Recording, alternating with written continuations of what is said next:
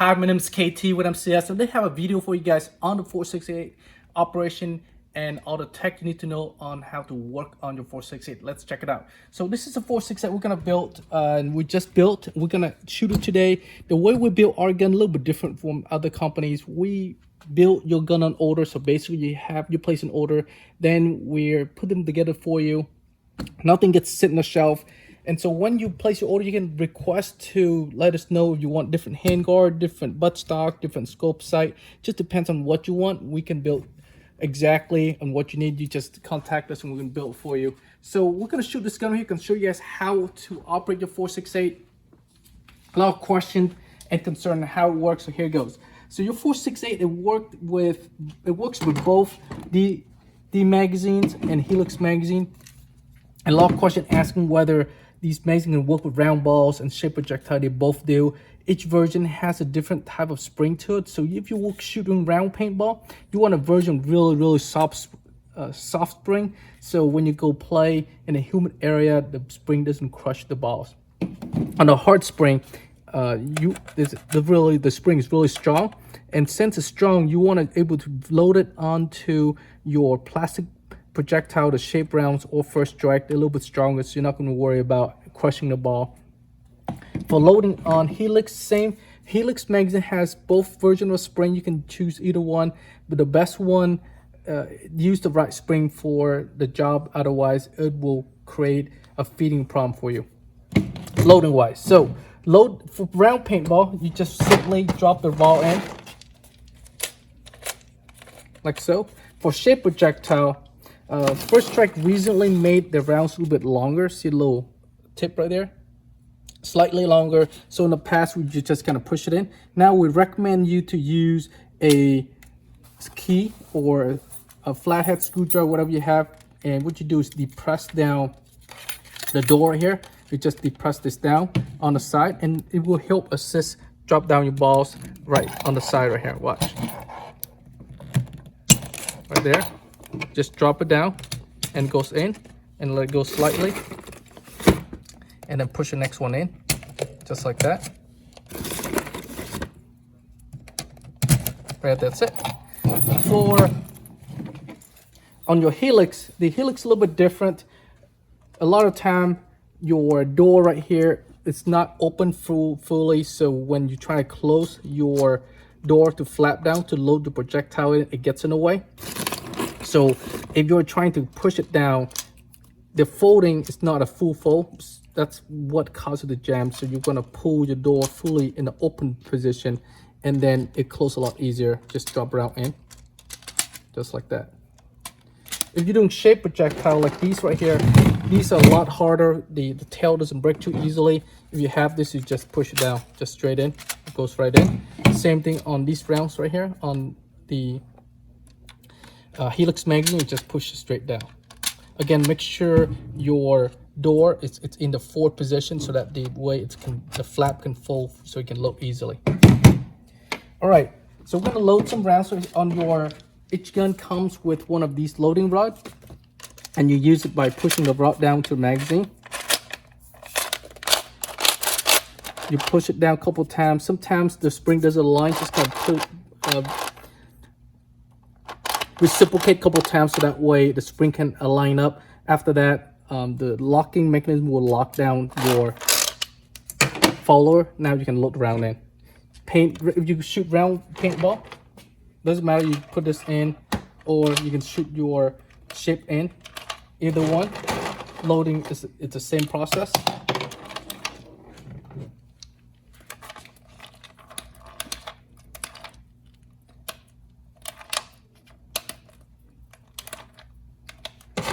All right, we're about finished loading this magazine right here.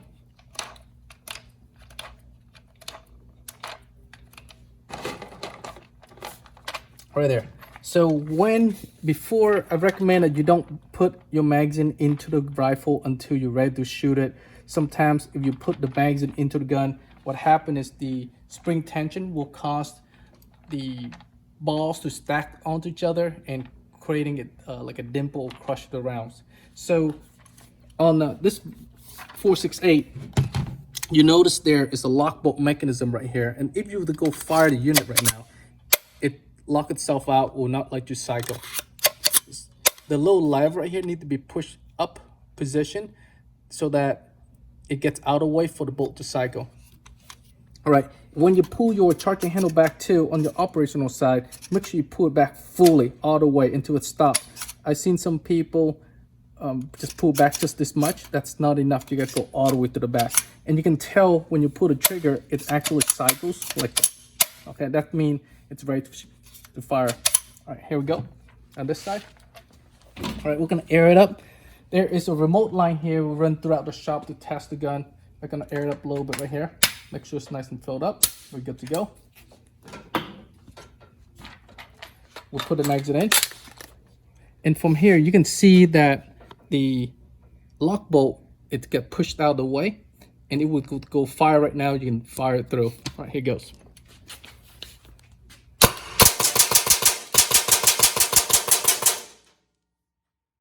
All right, every shot is taken out. So now you take your magazine out, you can see the mechanism is locked out right there, just like that. Okay. All right, let's go over to this side and we're gonna check out. All right, so on your unit right here, if we are to do any service and repair too, I'm gonna show you guys how to do that today. Magazine wise, if you take your magazine out, I'm sorry, buttstock wise, take it out by pulling those little tab at the bottom. I'm gonna take this off so easier. If you are to do your velocity adjustment, you can do at this point right here. You pull this little pin out. You can access to your velocity adjustment. Rotate it, it comes right out. And this is how you adjust your velocity. You change the spring, and this is the pinwheel right here to change your velocity. If you turn it counterclockwise, the pin will come forward. That will increase the spring tension. If you go backward, it will reduce the length, and that will reduce the spring tension. All right, push it in. Put this back. To keep in mind, sometimes the tank right here will get in the way. All you have to do is kind of push up a little bit. In this version right here I have works perfectly, but sometimes the tank, there is a small gap right here. See how close? It's literally there's no gap. You can push the tank up slightly a little bit to let that displacement disappear, so that way you can take a velocity adapter off. Okay, so take the tank off. Right there. And if you are using your remote line version, the buttstock simply just go in like this, turn it in all the way until it stops. Right there. Now back it out and then use the locking nut to lock it into use a little screw here. Use the locking nut to lock it in. All right. So we'll take it off so you can see how it goes. Right, service-wise, before you take the unit apart, pull the handle nice and tight like this, and then pull back the charging handle and depress this right there. Now you can take your upper off slowly, right there. And now you can just wiggle it, take the unit off. One thing to note though, I always recommend that you lock your rear takedown pin so that way your bolt does not fall out. The bolt is made of stainless steel. There's a weak air right here. If you were to drop this bolt, this air is gonna bend and gonna cause a problem for you when you go shoot it.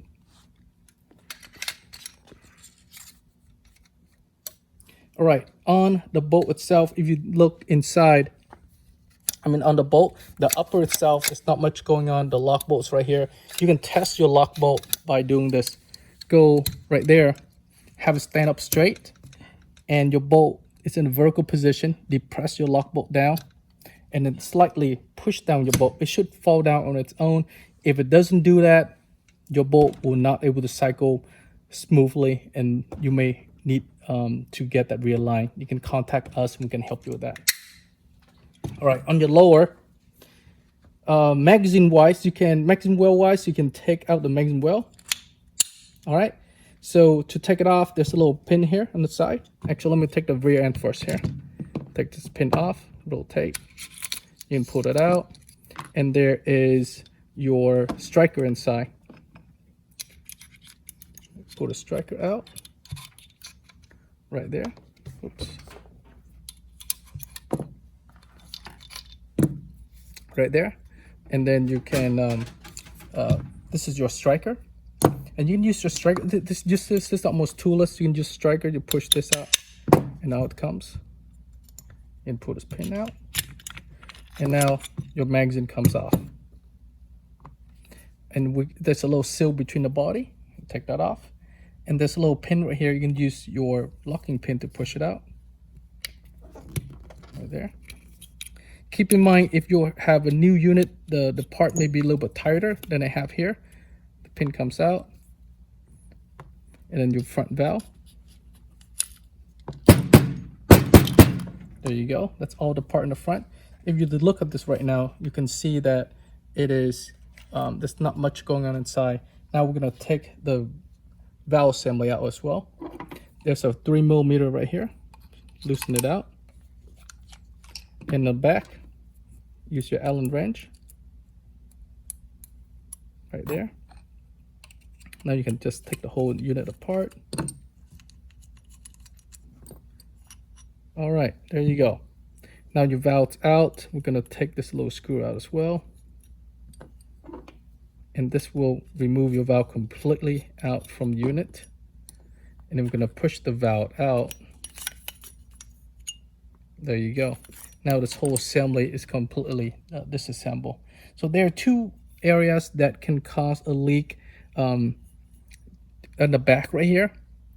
The screws right here, if after you shoot for a while, the screw may come loose and there's enough vibration, it may come loose. You can easily tighten up by using a 2mm wrench. Just tighten it up and the screw will go in more and tighten up and will prevent a leak. Same thing in the front right here. Those are the areas that can cause a leak. That's on the exterior side. And the inside, another area, this valve right here, when you assemble it, making sure that you check your valve for any burr. Your pin and the valve must be moving pretty smoothly. If there's a burr, it prevents this pin from going through, and say it gets stuck right here, air will pass from this valve right into the chamber, and that's when you have an excessive leak that will cause the whole system to bleed all the air out. All right, so we're gonna assemble. If you see there's a stuck right here and it's not smooth, just get like a screwdriver or something sharp to kind of clean this edge up, and that's it. The key area is this surface and this front area right here. These are two sections that kind of seal up the chamber before it gets in a firing cycle. All right, next we're gonna assemble together. So you're gonna put this valve back.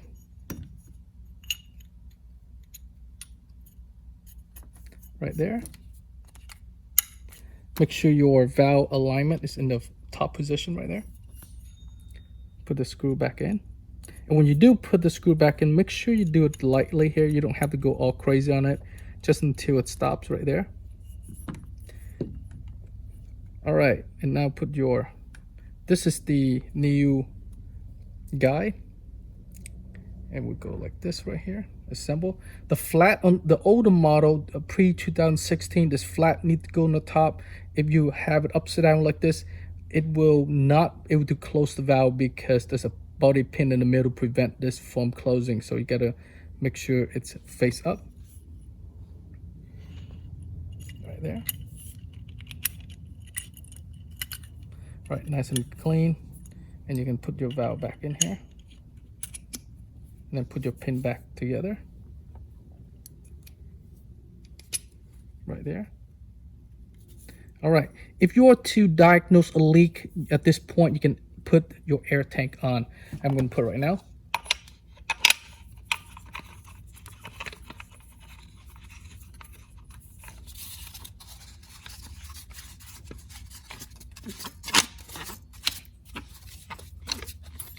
All right, if there's a leak, you should be able to hear it. If you have a slight leak, you cannot identify the location. You can dip into a bucket of water and see where the bubble's coming out. if you have a leak right here, more than likely that poppet valve, which is the white part we have earlier, it's not sealing, or the O-ring on the brass valve is leaking. That's the only two possible cause for it leaks under this top hole. The other two are from the front and the back holes, which we explained that already. That's only air that can leak. All right. Now we're going to assemble the rest of the unit. So first we're going to put your front trigger finger in, install a couple turns slightly, and then slide in over your trigger. Put the whole assembly in here.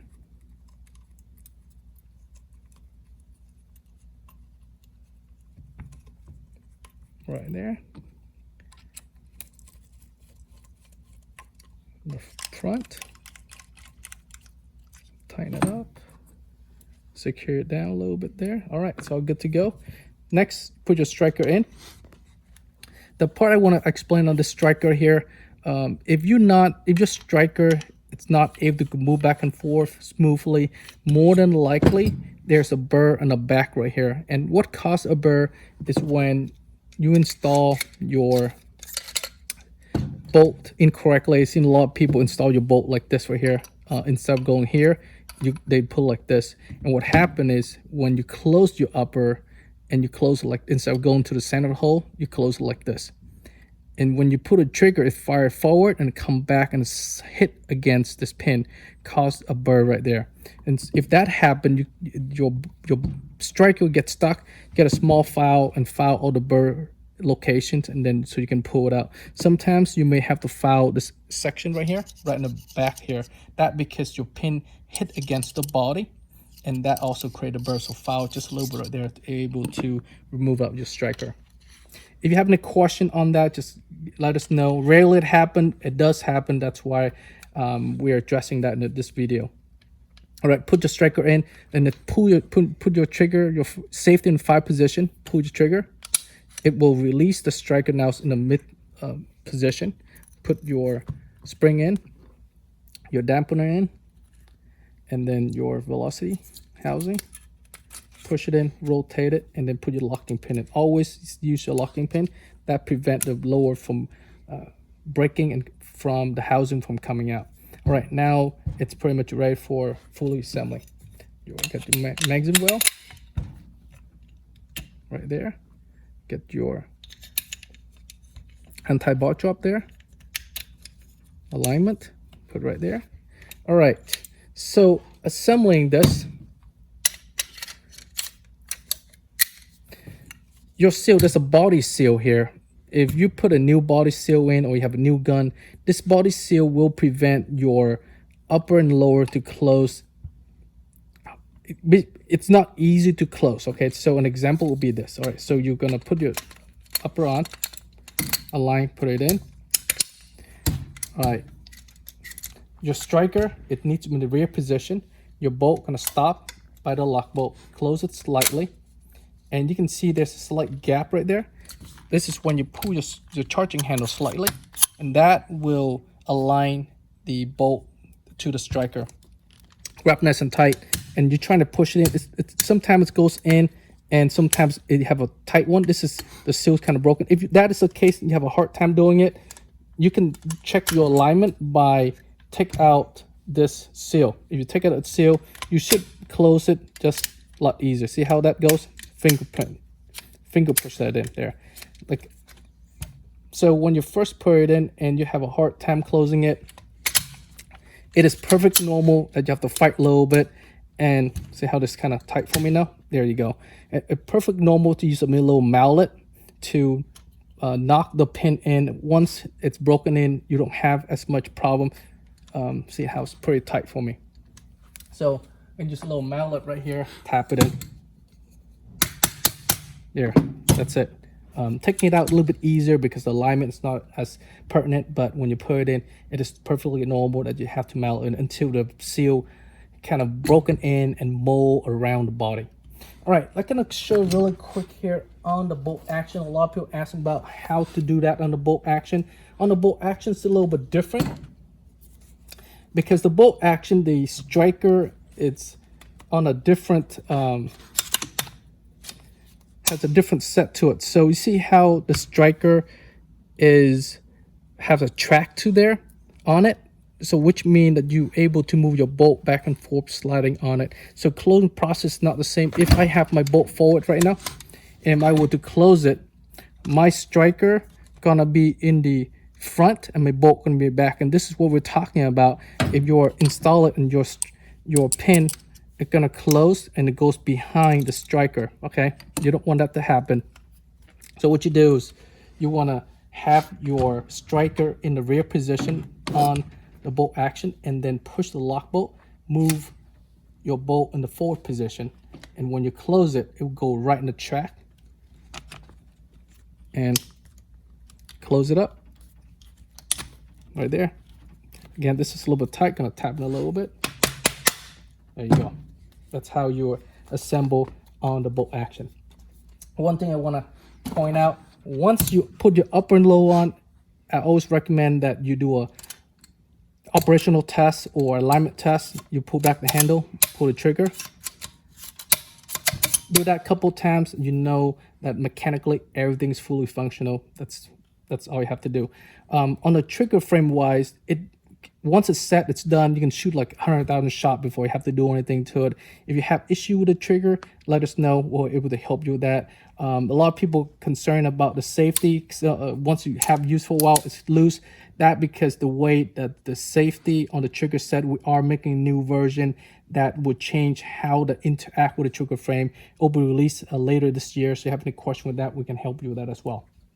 All right. Last one I'm going to cover is the difference between the 2017 version and previous compared to the current one. The difference is the upper itself and the Javelin bolt. The lower pretty much the same. You can see that the older version, it has a two-piece upper. The bolt, lock bolt segment and the upper are separated. On the new version, it's just one piece, and you need this one piece because of tolerance to use your Javelin bolt. If you are using Javelin bolt, you will need this one piece version. And you can see that the older version, same process, they use the same upper, use the same lower, internal component pretty much the same, and the bolt is composite rather than steel. All right, on your older generation version, if you are shooting shape projectile and you are doing first strike and so on, you probably want to use the newer version rather than the old one, because the newer one, it's the newer one will shoot first strike and shape projectile. The older version only shoot round balls. It can shoot first strike too, but it has a little more problematic with that. The last thing, since we're talking about first strike, the last thing I want to cover is the barrel itself. If you guys are shooting first strike, recommend to use a shorter barrel on this system. The reason is that the longer the barrel, it creates a back pressure on the rifle, causing it to push the ball back into the chamber and cause a jam or a situation where it flipped. So like I said, again, that 8 inches, 10 and 12 inches, somewhere between that range, it shoot just as well as a longer barrel on a semi-automatic version. You're running, you're shooting, a lot of turbulence going on already. You're not able to get the residual air to come back into the chamber. That's where the problem lies. If you have any question on that, visit our website, mcsus.com, and we can support you. Thanks for watching.